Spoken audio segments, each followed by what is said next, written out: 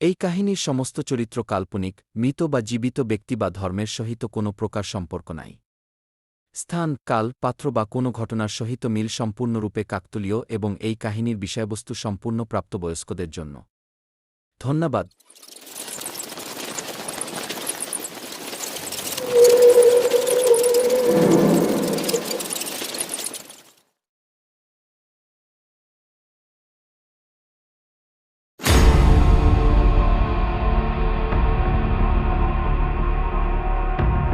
অন্ধকার হয়ে গেছে। নদীর ধারে একটা ভাঙা ঘরের মধ্যে ৬০-৭০ বছরের এক বৃদ্ধ খাবার বানাচ্ছে। হঠাৎই তখন কে যেন জোরে জোরে দরজায় ধাক্কা মারতে থাকে। বিশুখুড়ো খানিকটা অবাক হয়ে বলতে থাকে, এত রাতে কে দরজায় ধাক্কা মারছিস? সাধারণত এত রাতে নদীর ধারে সচরাচর কেউ আসে না, কিন্তু এই সময় কেউ এসে দরজায় ধাক্কা মারছে সেটা শুনে বিশুখুড়ো একটু অবাক হয়ে বললে, কে কে ভাই ধাক্কা মারছো এত জোরে জোরে? দাঁড়াও দাঁড়াও, আমি যাচ্ছি। এই বলে বিশুখুড়োর হাতের কাছে রাখা হ্যারিকেনটা তুলে দরজাটা খুলে দেয়। দরজার সামনে বিশুখুড়োর এক পুরানো বন্ধু দাঁড়িয়ে আছে। তাকে দেখে বিশুখুড়ো একটু অবাক হয়ে বললে, আরে রঘু, হঠাৎ এতদিন পর কি জন্য এসেছিস? তুই তো শুনেছিলাম। থাক, বাদ দে ওসব কথা, তুই ভেতরে আয়। শীতকালের এই হঠাৎ বৃষ্টিতে কাক ভেজা হয়ে ৩০ বছরের রঘু ছেঁড়া ফাটা জামা কাপড় পরে দরজার সামনে দাঁড়িয়ে আছে। তাকে দেখতে আজ অনেকটা অদ্ভুত লাগছিল, কিন্তু হ্যারিকেনের এই মৃদু আলোতে বিশুখুড়ো তাকে ভালোভাবে দেখতে পাচ্ছিল না। যদি বিশুখুড়োকে ঠিক করে দেখতে পেত তাহলে বুঝতে পারত এ সে রঘু নয় যার সাথে কয়েক বছর আগে একসাথে নদীতে মাছ ধরতে যেত। কিন্তু বিগত কয়েক বছর আগে রঘু বেশি টাকার লোভে শহরে গিয়ে কোম্পানিতে কাজ করতে থাকে। তাই আজ হঠাৎ এত রাতে রঘুকে দেখে বিশুখুড়ো একটু অবাক হয়ে গিয়েছিল। বিশুখুড়ো রঘুকে ঘরের ভেতর নিয়ে গিয়ে বসতে বললে এবং তার শরীর কেমন আছে তা জিজ্ঞাসা করলো, কিন্তু রঘু কোনো কথারই উত্তর দিল না, যেন কোনো কথাই সে শুনছে না। তাই বিশুখুড়ো তাকে আবারও জিজ্ঞাসা করলো, আরে তোর কি হয়েছে রঘু? যখন থেকে এসেছিস তখন থেকেই যে আমার দিকে তাকিয়ে আছিস। প্রচন্ড খিদে পেয়েছে, আমাকে খাবার দাও, খাবার। ও আচ্ছা, তোর খিদে পেয়েছে, ঠিক আছে দাঁড়া, আমি খাবার নিয়ে আসছি। খাবার খেতে খেতে আমরা দুইজনে একসাথে কথা বলবো। এই বলে বিশুখুড়ো রান্নাঘরের দিকে গেল। বিশুখুড়ো রঘুকে খাবার পরিবেশনা করতে থাকে, কিন্তু তখনই রঘু মাছের কড়াইটা নিজের দিকে টেনে নেয়। রঘুর এই ব্যবহার দেখে বিশুখুড়ো প্রচন্ড রেগে যায় এবং তৎক্ষণাৎ মাছের কড়াইটা নিজের দিকে টেনে নিয়ে বললে, এটা কি পাগলামি করছিস রঘু? কড়াই তো প্রচন্ড গরম, আর তাছাড়া তুই কি এটা সবটাই একা খেতে চাইছিস? বিশুখুড়ো এটুকু বলতেই রঘু প্রচন্ড রেগে গিয়ে বিশুখুড়োকে দেখতে থাকে। হঠাৎই রঘুর সমস্ত শরীর যেন কেমন একটা বদলে যায়। বিশুখুড়ো এই রঘুর এই রূপ দেখে ভয়ে তার হাত পা কাঁপতে থাকে। সে ভয়ে ভয়ে বললে, তুই তুই তো রঘু নয়, কে কে কে তুই? বিশুখুড়োর কথা শেষ হতে না হতেই রঘু বিদ্যুৎ গতিতে ঝাঁপিয়ে পড়ল বিশুখুড়োর ওপর। তারপর তার হাতে থাকা ধারালো নখ দিয়ে সে আঁচড়াতে থাকে বিশুখুড়োর বুকে, এবং তৎক্ষণাৎ রঘু বুক চিরে হৃৎপিণ্ডটা টেনে হিঁচড়ে বার করে সে খেতে থাকে।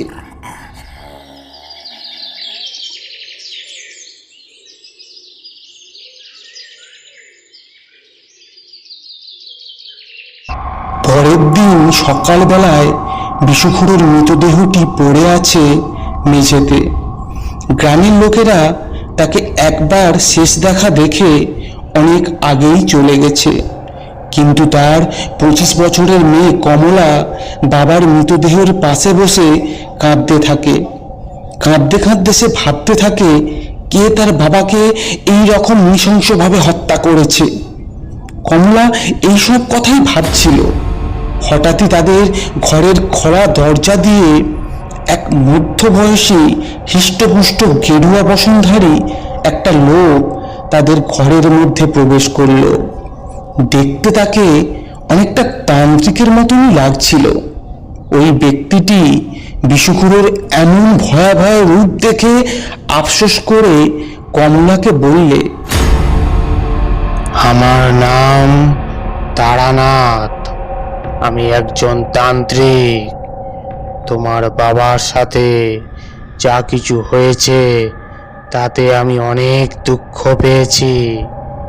তোমার বাবা আমার ভালো বন্ধু ছিল, আর তাছাড়া আমি ভালো করেই জানি তোমার বাবাকে কে এমন নৃশংসভাবে মেরেছে।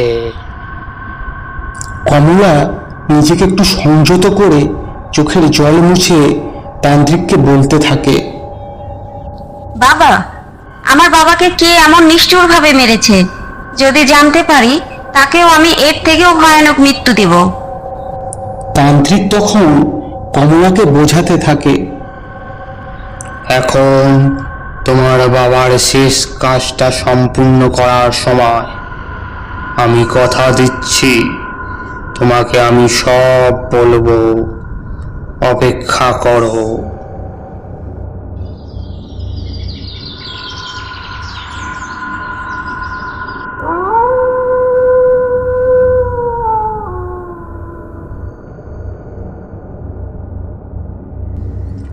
সন্ধ্যা হয়ে গেছে অনেকক্ষণ। বিশুখুড়োর চিতার আগুন এখন নিভে গিয়েছে। কমলা তার বাবার চিতার সামনে দাঁড়িয়ে আছে, চোখে মুখে তার প্রতিশোধের আগুন জ্বলছে। ঠিক তখনই কমলাকে কে যেন পেছন দিক থেকে ডাকতে থাকে। সে পেছন ঘুরে দেখে তারানাথ তান্ত্রিক দাঁড়িয়ে আছে তার পেছনে। কমলা তান্ত্রিকের কাছে গিয়ে বললে, বাবা, আপনি বলেছিলেন যে আমার বাবার খুনি কে, আপনি তা জানেন। দয়া করে একবার নামটা বলুন না। ওর মৃত্যু না হওয়া পর্যন্ত আমি এক মুহূর্ত শান্তিতে থাকতে পারবো না। তারানাথ কমলার দিকে তাকিয়ে এক রহস্যময় হাসি দিয়ে বললে, এসো এসো আমার সাথে। কমলা তারানাথ তান্ত্রিকের পিছে পিছে নদীর পাশ দিয়ে হাঁটতে থাকে। হাঁটতে হাঁটতে গভীর জঙ্গলের মধ্যে প্রবেশ করল। তান্ত্রিক জঙ্গলের ভেতর তার কুঠিরের মধ্যে বসে আছে। তার সামনে আগুন জ্বলছে। কমলা বসে আছে তারানাথের সামনে। তারানাথ তান্ত্রিক তাকে সমস্ত কথা বিস্তারিতভাবে বলতে থাকে। যে তোমার বাবাকে মেরেছে সে কোনো জানোয়ার বা মানুষ নয়, সে হলো নদীতে থাকা এক দেহভূত। দেবভূত? হ্যাঁ, দেহভূত। পদ্মা নদীতে বসবাস করা এক ক্ষুধার্ত, অতি নিষ্ঠুর, পাপিষ্ঠ এক প্রেতাত্মা। সাধারণত এরা পদ্মা নদীতে বসবাস করে, কিন্তু যখন এদের বেশি খিদে পায় তখন এরা নদীর ধারে বসবাস করা গ্রামের দিকে চলে আসে। সব সময় ক্ষুধার্ত থাকা এই প্রেতাত্মা রাত্রিবেলাতে মাছ ধরে আসা জেলেদের কাছ থেকে মাছ চাইতে থাকে। কিন্তু এরা যখন গ্রামে আসে, গ্রামের মানুষেরা বুঝতে পারে না কেন? এরা বহুরূপী হয়ে থাকে। যখন গ্রামেতে থাকা কারোর বাড়িতে যায়, তখন এরা তাদের পরিচিতিদের রূপ ধারণ করে নেয়। তাই জন্য এদের চেনা গ্রামের মানুষদের পক্ষে অনেকটা মুশকিল হয়ে পড়ে।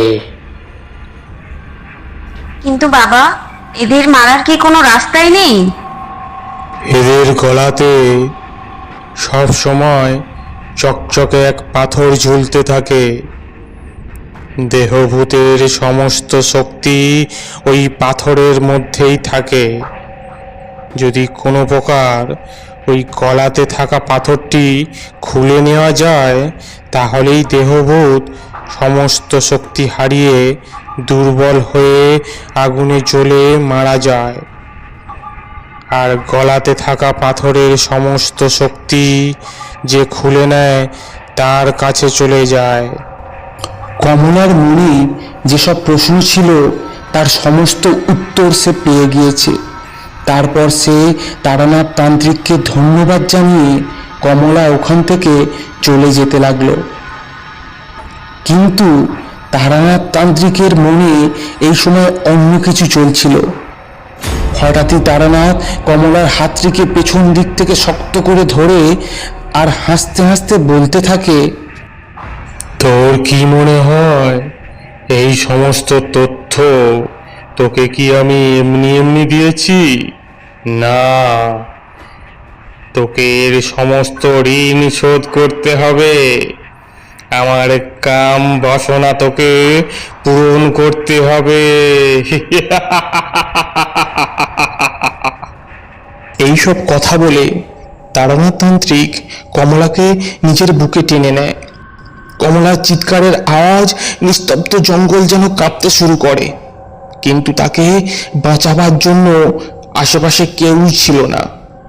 কমলা তারানাথ তান্ত্রিকের কাম বাসনার শিকার হয়ে গেছে।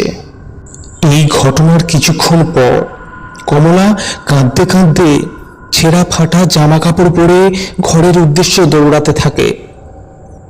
জোরে জোরে বৃষ্টি পড়তে থাকে। কমলা এই সময় বিশুমণ্ডলের বাড়ির ঘরে এক কোণে বসে কাঁদতে থাকে। তখনই দরজাতে কে যেন জোরে জোরে ধাক্কা মারতে থাকে।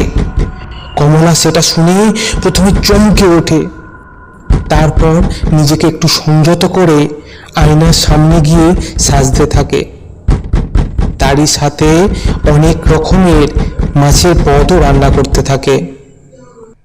দরজাতে এখনো কে যেন জোরে জোরে ধাক্কা মারতে থাকে। তখনই কমলা গিয়ে দরজাটা খোলে। তার সামনে রঘু দাঁড়িয়ে আছে। রঘু কমলার দিকে বীভৎস এক চাহনি দিয়ে বললে, খিদে পেয়েছে, আমার খাবার চাই, খাবার। এখানে সবকিছু পাবে রঘু কাকা। আজ আপনার ক্ষুধা সব দিক থেকেই মিটে যাবে। ভেতরে এসো। রঘু, যে কিনা এক বহুরূপী দেহভূত, ঘরের ভেতরে এসেই শুধু খাবার চাইতে থাকে। রঘু মেঝেতে বসে আছে। কমলা তার জন্য কড়াই ভর্তি মাছের তরকারি রান্না করে রঘুর সামনে রেখে দিয়েছে। রঘু হিংস্র জানোয়ারের মতো ওইগুলো খেতে থাকে। কমলা তখনই দেখে রঘুর গলাতে ওই পাথরটা ঝুলছে। কমলা তখন এক বিন্দু অপেক্ষা না করে রান্নাঘরের দিকে যেতে লাগলো এবং উনানে থাকা এক জ্বলন্ত কাঠ নিয়ে নিজের হাতে তুলে নিল। রঘু, যে কিনা এক দেহভূত, এই সময় সে আনন্দের সহিত খাবারগুলো খেতে থাকে। কমলাও সেই সুযোগে হাতে থাকা জ্বলন্ত কাঠ দিয়ে রঘুর মাথায় আঘাত করে। রঘু মাথায় হাত দিয়ে চিৎকার করতে থাকে। সঙ্গে সঙ্গে রঘু তার আসল রূপে ফিরে আসে। কমলা গলাটা টিপে ধরে, কিন্তু তখনই কমলা সুযোগ বুঝেই রঘুর গলায় থাকা ওই পাথরটা ছিঁড়ে নেয়। তার ফলে দেহভূতের সমস্ত শক্তি চলে যায়। তখনই সঙ্গে সঙ্গে রঘুর সমস্ত শরীর জ্বলতে থাকে এবং মারা যায়।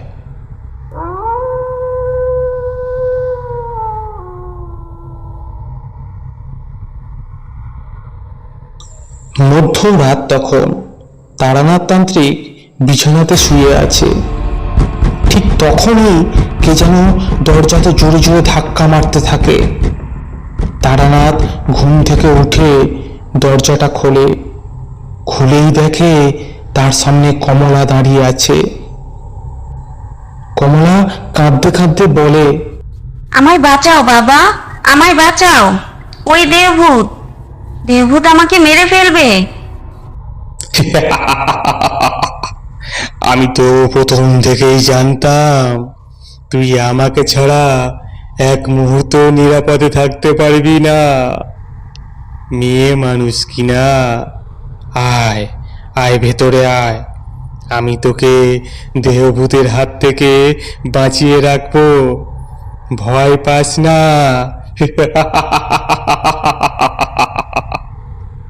কমলা তারানাথের ঘরের মধ্যে প্রবেশ করল।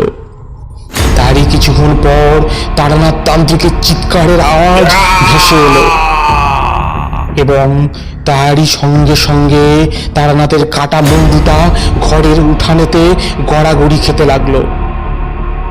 উঠানেতে কমলা দাঁড়িয়ে আছে, যে কিনা দেখতে একদম পিচাসিনীর মতো।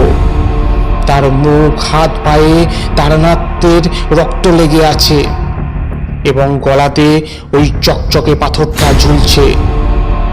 অন্তঃপর কমলা তার সমস্ত প্রতিশোধ নিয়ে পিচাসিনীর গলাতে হাসতে থাকে।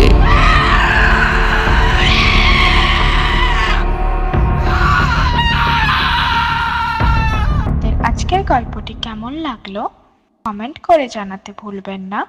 সমস্ত গল্প সবার আগে দেখতে হলে পাশে থাকা বেল আইকনটি প্রেস করুন। সাবস্ক্রাইব করতে ভুলবেন না। যদি গল্পটি ভালো লাগে তাহলে একটা লাইক দেবেন। আপনাদের একটা লাইক আমাকে অনেক মোটিভেট করে। আজ আসি, আবার আসবো একটা নতুন গল্প নিয়ে। ভালো থাকবেন, সুস্থ থাকবেন। নমস্কার।